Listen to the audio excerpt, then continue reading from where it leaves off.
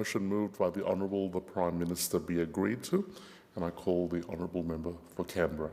Thank you, Deputy Speaker. It is with sadness today that I rise to speak on the passing of Her late Majesty Queen Elizabeth II. The people of Canberra offer our deepest condolences to the royal family on the loss of a mother, grandmother and great-grandmother.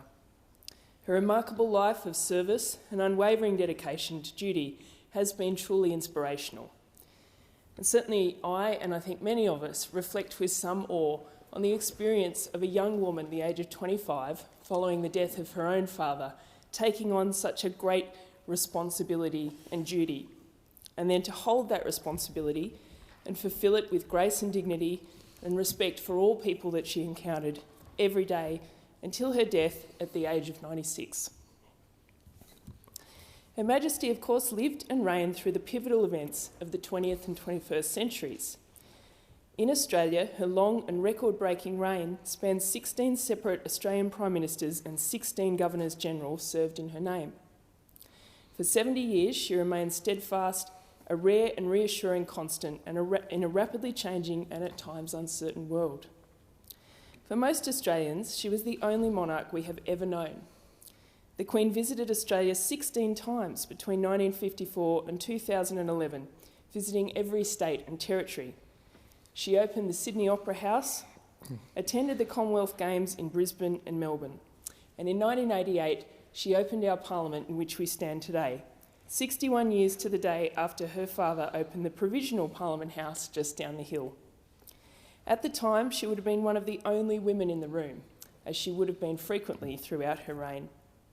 Her appearances were always met with adoring crowds, cheering, clapping and taking photographs in a show of affection. It was clear that Her Majesty had a special place in our hearts, as Australia and Canberra did in hers. I remember clearly as a primary school student in 1992 being one of these well-wishers, lining up along Drakeford Drive to watch and wave flags and being very excited to catch just a glimpse of her waving. She must have been on her way to open Benithan Primary School. Many of my Canberra constituents share such memories as mine, as the Queen visited the national capital on 14 occasions, more than any other Australian city. As a result, she holds a special place in the history of my electorate and the national capital. She visited Parliament House, both old and new, on 8 occasions and opened the federal parliament 3 times, including in 1977, the year of her Silver Jubilee. She opened many of the capital's best known and most important institutions, the Parliament House in which we stand, but also the High Court and the National Gallery of Australia. She featured prominently within the Parliament and National Capital this year as we commemorated her Platinum Jubilee, and I was very pleased to support applications from many organisations in my electorate to be part of the Planting Trees for the Queen's Jubilee commemorations, and have already been to 2 ceremonies, one at St John's Church in Reid, where the Queen attended many times, and also just last week at Macquarie Primary School. And I think that these trees obviously take on a very special meaning now, and it's wonderful to think that those young students at Macquarie Primary who will not see a monarch reign for 70 years again will have cause to reflect on the remarkable life of Queen Elizabeth. She was born into a role in which she had little choice, but fulfilled it with a deep sense of dedication all the days of her life. And as others have said, she was a great example of servant leadership.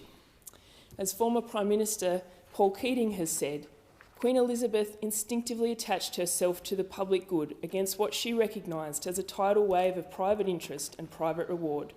And she did this for a lifetime, never deviating. As our Prime Minister Albanese reflected yesterday, perhaps the best way that we can honour the life of Her Majesty is not with statues, but with a renewed embrace of service to the community, a truer understanding of our duty to others, a stronger commitment to respect for all. This will be the most fitting memorial to a magnificent life. May she rest in peace.